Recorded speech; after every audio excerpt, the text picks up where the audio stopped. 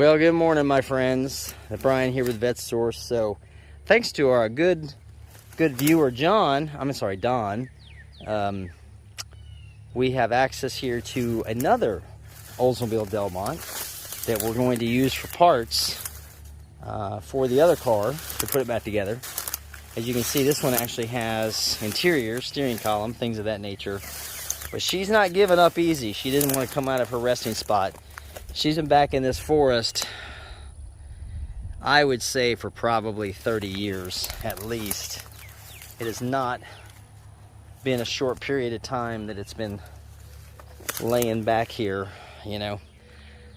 So anyway, we're going to work on extracting it. We're using the big old powerful dually here, and it's still giving us, doesn't like to go, but it's okay. We're going to persuade it. So I'll be back in a minute to show you our progress.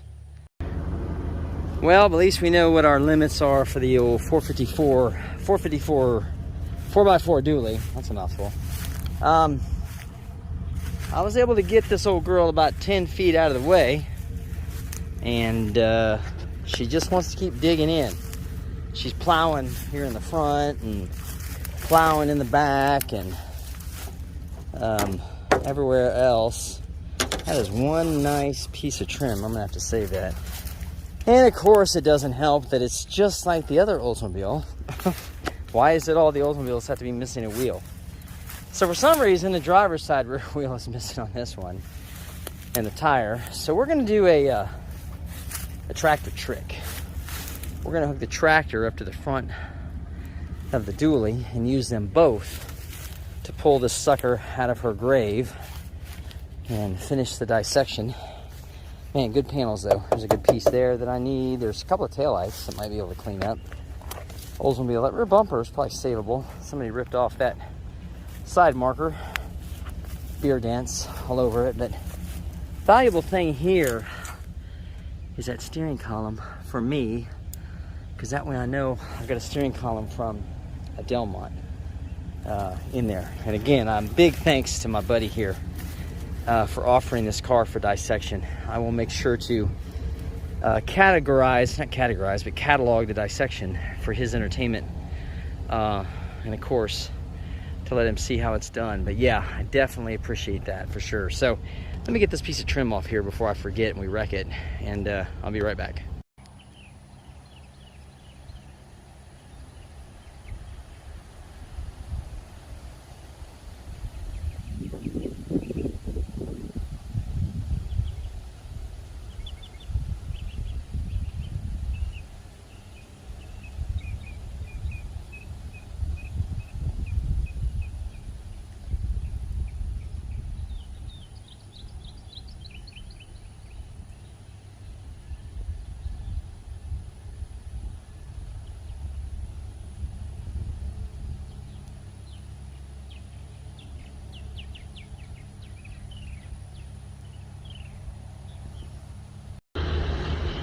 All right, my friends, back on the way home, and of course I didn't get to film as much of this as I wanted to, simply because having to use the tractor and the truck to drag this out of its graveyard location took a lot of my attention.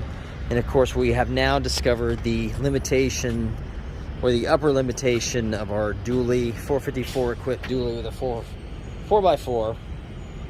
It will not drag a 4,000 pound car missing one wheel and 3 flat tires that are off the rim out of the dirt on top of a little mini hill. So just, if you're looking to have that done or looking to do that, just keep that in mind.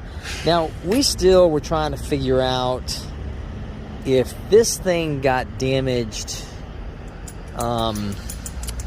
by some land clearing equipment, or if this was an actual wreck. And I think I've kind of ascertained, I think, that this looks like Friday night beer driving that resulted in a crash, because you can kind of see, obviously, that's a pretty big dent. Looks like a pole, actually.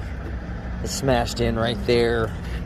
But of course, when I pull it down apart a little bit further, we'll see. But I'm pretty sure that took a hit with a pole and could have spun around because something crumpled in our front end here. It's pretty bad shape.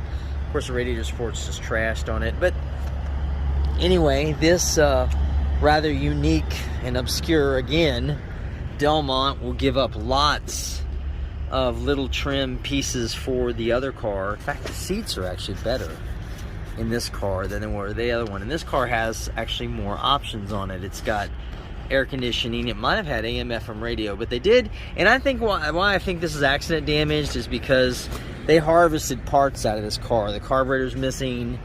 The radiator was missing. Well, the radiator may have been destroyed, but they may have just sold it off for scrap.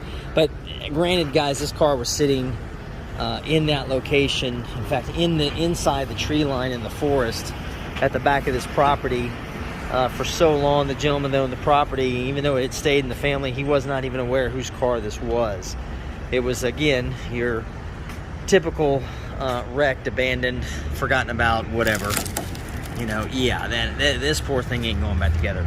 So anyway, we'll sign off for tonight. I'll probably have a few more little tidbits tomorrow once we figure out a way to drag it off. I like those sporty rims too. I think those were popular in the 70s. There is a license plate on the front here. I wonder, you know what? Guys, that's a mid-90s license plate, if I'm remembering correctly. It's either mid or early 90s because I have one of these on one of the Corvettes. So this may have been even in operation during the 90s. I'm gonna save that because that'll keep us keep some information for us on the car. But anyway, sign off for right now, and then I'll be back to close this out probably in the daylight so we can see a little bit more detail on this sad looking old thing. Be right back. All right, well, we've got our broken down old graveyard car here back at the ranch, where I've actually had a little bit of time to look at this thing more closely in the daylight. Of course, there's our spiffy gold rims. I'm thinking, I don't know, I've seen so many cars with those rims on them, I just can't remember what they came from. But I had some time to kind of look it over. That might actually have been green and not black. Yeah, it's actually like a metallic green they painted this car. This car was originally willow gold with a willow gold interior, but of course it is rough as you can imagine. She's not in good shape, but she's got a lot of decent sheet metal pieces that we can use for that other car, our other teal blue Delmont. And of course I looked closer and realized this thing actually has a tilt telescoping steering wheel, telescopic I should say. We've got an AC car, a power window car. You might be able to see those over there. And it's definitely, again, it's a forest car, but it has lots of goodies on it for us. But the biggest thing that we were able to figure out yesterday, after looking at this a little more closely, is I wasn't clicking at first. And of course our AC box got damaged in the accident, but I could probably use that. But this thing is rocking a 455. A 396-021F block, of course, with the crazy looking F. So what's funny though is this is a 70 through 72 block because it has G heads on it. So it's a complete G 70 through 72 engine more than likely. So I doubt it is original to this car. Somebody probably put it in there. Now this could have been an original 455 car. I really have no way to show that or see that. You can see over there our trim tag. This was a New Jersey built car with willow gold or gold interior, which was quite attractive when it was new. So what we're gonna do, obviously guys, this bad boy is way too far gone, but it does make a perfect parts car for the other one, to save it because of all these unique parts that otherwise would even preclude us saving that car. And the truth is, with that 455, if I can manage to get that one, if it's not stuck or rebuildable, we can always put that 455 in the other car and have a really fun car, have fun time with it. So again, I really want to thank our viewer that donated this car to the cause, man. That's really the kind of thing that you know, does wonders for us. Yeah, that is a metallic green. I can see it now in the full daylight. But anyway, just such a great cause, such a great way to help out and keep this stuff going. And of course, in my case, what we'll do is if anybody needs little odds and ends off of it, you know, hardware, fasteners, things that I'm not going to be using, more than likely, by all means, I'll definitely pay it forward to somebody else.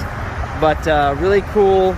You know, and again, I think this will be fun just to dissect one day, because it's really not terribly difficult to tear down and break apart. But that's going to do it today. I got to get inside, finish installing a dishwasher so that my wife isn't mad at me anymore for hand washing dishes. But I'll catch up with you guys next week, and we'll have some more. Actually, next week is going to be some 8.1 stuff, and then we'll probably do this as extra. I'll probably have to add these videos extra in here if I get some time. So check back with you guys then. Everybody have a great weekend.